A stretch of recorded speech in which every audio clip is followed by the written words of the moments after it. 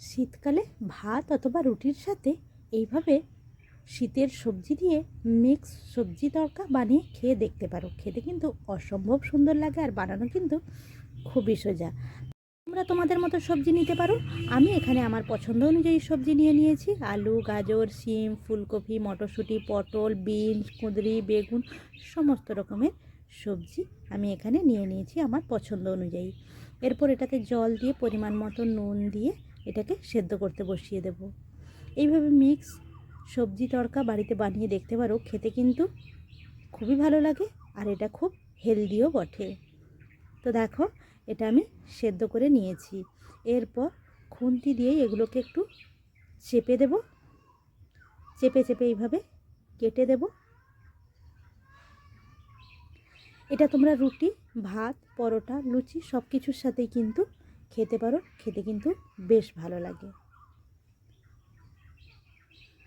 তো এই সবজিগুলোকে আমি খুব ভালোভাবে দেখো কেটে দিয়েছি। এরপর এটাকে আমি ঢেলে নেব একটা পাত্রে। এরপর ওই কড়াই বসিয়ে তাতে তেল গরম করে দিয়ে দেব কয়েকটা ডিম। এরপর এতে পরিমাণ মতো লবণ দিয়ে এটাকে ঝুরো ঝুরো করে ভেজে নেব। এই ডিমটাকেও ঝুরো ঝুরো করে ভেজে তুলে নেব। তো ডিমটা আমি এইভাবে ভেজে নিয়েছি। এরপর ডিমটাকে তুলে নেব। আর ডিমটা তুলে নেওয়ার পর কড়াতেই দিয়ে দেব আবারও অল্প একটু তেল, দিয়ে দেবো গ্রেট করা কিছুটা রসুন, দিয়ে একটু নাড়াচাড়া করে নেব। আর দিয়ে দেবো কিছুটা কুচিয়ে রাখা পেঁয়াজ, দিয়ে খুব ভালোভাবে এটাকে ভেজে নেব। এরপর দিয়ে দেবো এর সাথে কুচিয়ে রাখা কিছুটা কাঁচা লঙ্কা, আর দিয়ে দেবো গ্রেট করা কিছুটা আদা, দিয়ে আবারও খুব ভালোভাবে নাড়াচাড়া করে এটাকে ভেজে নেব। তো এটা ভেজে নেওয়ার পর এরপর এখানে দিয়ে দেবো পরিমাণ মতো হলুদ। হলুদটা দিয়ে আবারও নাড়াচাড়া করে নেব। তোমরা চাইলে এর সাথে তোমাদের পছন্দসই মশলাও অ্যাড করতে পারো। আমি আর করলাম না, কারণ এটা এমনি খেতে ভালো লাগবে আর বেশ হেলদিও হবে।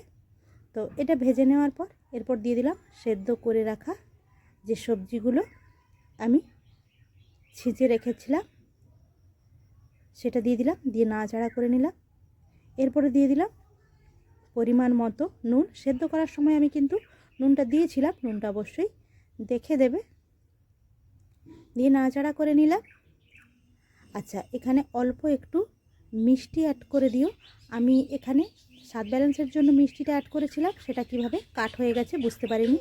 এরপর দিয়ে দিলাম ওপর থেকে যে ঝুরো করে ডিমটা ভেজে রেখেছিলাম সেই ডিমটা দিয়ে দিলাম, দিয়ে একটু নাড়াচাড়া করে নিলাম। আর অল্প একটু ডিম কিন্তু আমি রেখে দিয়েছিলাম পরে ওপরে সাজিয়ে দেওয়ার জন্য।